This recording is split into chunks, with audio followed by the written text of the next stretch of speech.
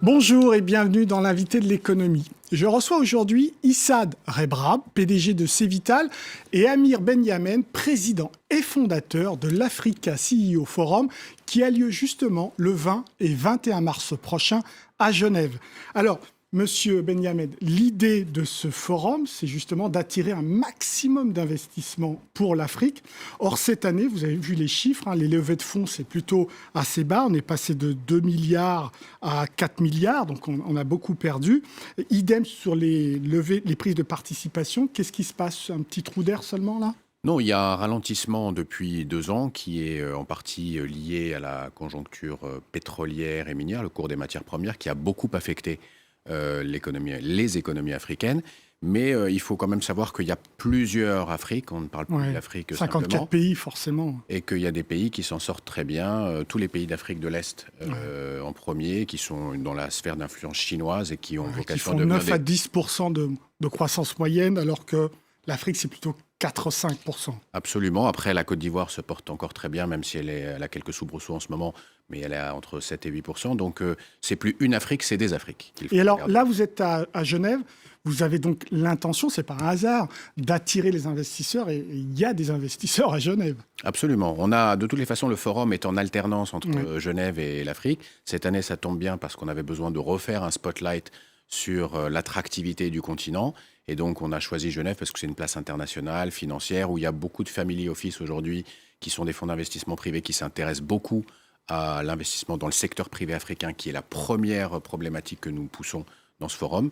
Et je pense que ça va être une édition très réussie. Alors, je sais que vous ne tenez pas à cette référence. Ce n'est pas le Davos de l'Afrique, parce que d'abord, vous ne parlez pas trop des problématiques politiques. C'est axé sur le business. Absolument. Quand on a créé le forum, c'était la première chose qu'on a identifiée, c'est qu'il y avait pléthore de conférences politiques et qu'il n'y avait rien pour le secteur privé.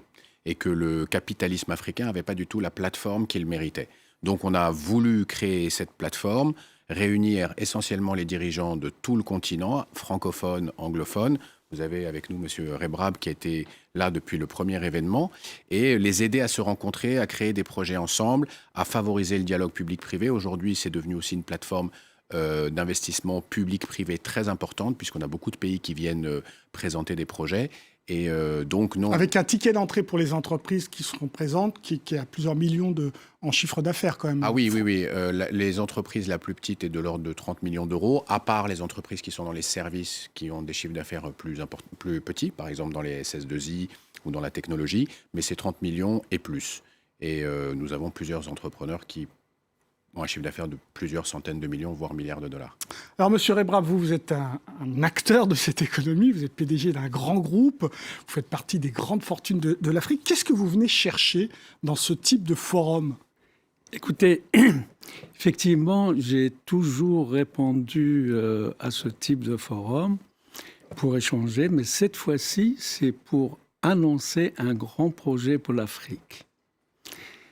Le projet, c'est d'interconnecter l'ensemble des pays africains à un réseau ferroviaire qui partirait de l'Afrique du Sud, la Zambie, jusqu'à la Méditerranée, et de l'Afrique de l'Est jusqu'à l'Afrique de l'Ouest. Et c'est ce qui va faire le lit du développement de l'Afrique. L'Afrique a besoin d'infrastructures pour pouvoir exploiter ses richesses minières, agricoles et demain industrielles. Et créer de nouvelles richesses, créer de nouveaux emplois. Alors, je vous disais, vous êtes à la tête d'un très grand groupe. Vous visez 25 milliards de dollars de revenus d'ici 2025. Vous faites 50% de vos revenus à l'international. Vous êtes présent en France, vous êtes présent au Sri Lanka, vous êtes présent au Brésil. Vous avez envie de vous tourner là beaucoup plus vers cette Afrique particulièrement subsaharienne? Effectivement, nous avons investi un peu partout dans le monde. Mais aujourd'hui, il y a un grand potentiel de développement économique en Afrique avec un train qui partirait de l'Afrique du Sud jusqu'à la Méditerranée Et de Djibouti jusqu'à l'Atlantique, ça va créer un boom économique en Afrique. Vous avez chiffré un projet comme ça? Écoutez, nous avons chiffré le projet d'une ligne de chemin de fer de la Zambie jusqu'à la Méditerranée. Qui serait de? Sur une ligne, sur un terrain plat, c'est 1 million d'euros le kilomètre. Ah d'accord, 1 million d'euros le kilomètre. Le kilomètre.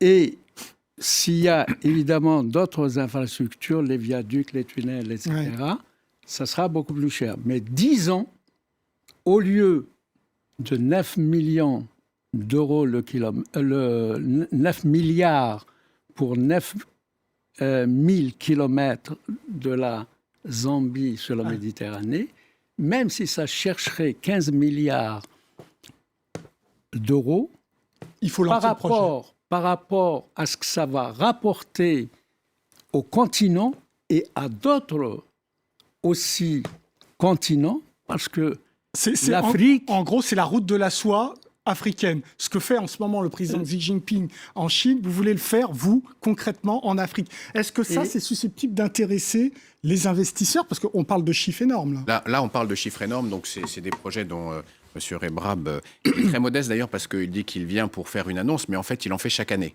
Chaque année, un coup, il a acheté ceci, un coup, mais donc, il est très, très, très actif. Non, M. Rebrab a identifié parmi les 2 problèmes qui sont les plus importants aujourd'hui, maintenant qu'on a passé ce cycle dans lequel l'international a repris confiance dans les capacités de l'Afrique à être un marché d'avenir, dans lequel les Africains eux-mêmes croient dans leurs économies.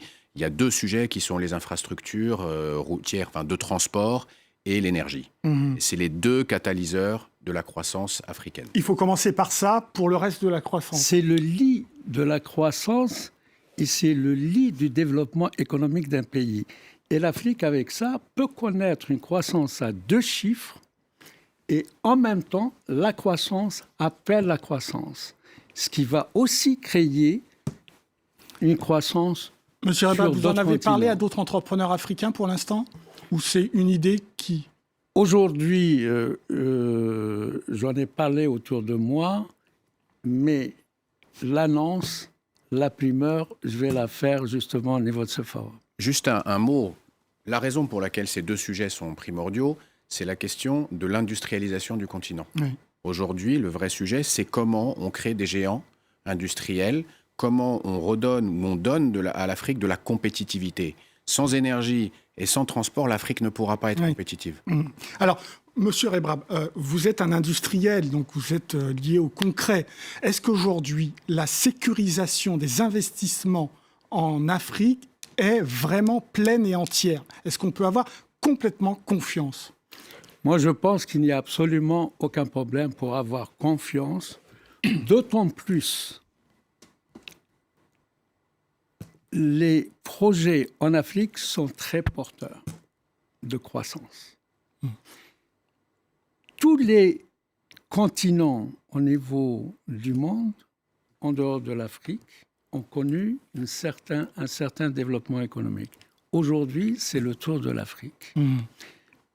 En revenant donc à ce train qui partirait de l'Afrique du Sud jusqu'à la Méditerranée et de Djibouti jusqu'à l'Atlantique, ça va créer le lit pour les investisseurs pour développer et l'agriculture et les minéraux dont on recèle. Ce n'est pas le cas aujourd'hui. Vous savez combien les aléas politiques, géopolitiques de l'Afrique bloquent, réfrènent un certain nombre d'investissements. Je veux dire qu'il y a encore une problématique de la gouvernance politique et économique en Afrique. D'ailleurs, c'est le sujet aujourd'hui qui devient l'un des sujets les plus importants quand on voit ce que la mauvaise gouvernance a comme impact dans les pays développés aujourd'hui, politiquement. Et on sait que ça arrivera de la même manière en Afrique. Le vrai sujet aujourd'hui, c'est de passer le cap de la bonne gouvernance, puisqu'on a eu 15 ans de croissance assez forte, mais au final, sur lequel on n'a pas tellement travaillé sur les questions de gouvernance, sur les questions d'environnement des affaires. Et maintenant, pour avoir ce relais de croissance, ce sont 2 questions qui vont être primordiales. Mais ne pas oublier aussi que l'investissement intérieur a pris le relais de l'investissement extérieur. Il n'y a plus que des entreprises internationales qui investissent en Afrique. Maintenant, à l'image de M. Rebrab, dans tous les pays, il y a un capitalisme privé africain qui investit lui-même dans son pays et qui est un peu moins sensible aux aléas de la gouvernance parce qu'il les maîtrise mieux et il n'a plus le choix aujourd'hui que d'investir dans son pays puisque les capitaux à l'extérieur, c'est fini maintenant. Donc, alors vous êtes deux observateurs. Qui investit aujourd'hui en Afrique? Est-ce que les Américains sont présents? Est-ce que les Chinois sont toujours présents? Est-ce que les Européens sont en retard? Écoutez, c'est aux Africains de développer l'Afrique. Vous avez raison. Ça, c'est une chose. C'est vrai. De commencer, maintenant qu'on se fasse aider par d'autres pays, qui aient d'autres entrepreneurs ou d'autres sociétés qui viendraient investir aussi en Afrique, ils sont les bienvenus. Mais la responsabilité de développement économique de l'Afrique, la responsabilité sociale revient aux Africains. Très rapidement, d'abord, je suis un petit peu plus réservé que... C'est vrai, sur le fond, mais il y a des grandes entreprises et des secteurs dans lesquels l'Afrique ne sera pas présente avant des décennies, c'est-à-dire l'automobile, le consumer electronics. Si un jour Samsung vient faire une usine, si Renault s'installe, ça ne sera pas remplacé par une entreprise africaine. Et donc l'Afrique a besoin quand même de faire cet effort d'attractivité pour avoir des investissements structurels. Messieurs, merci messieurs Rebrab et Amir Benyamed pour vos réponses. L'invité de l'économie, c'est terminé, mais évidemment, comme d'habitude, vous pouvez retrouver cette émission sur notre site france24.com. Au revoir.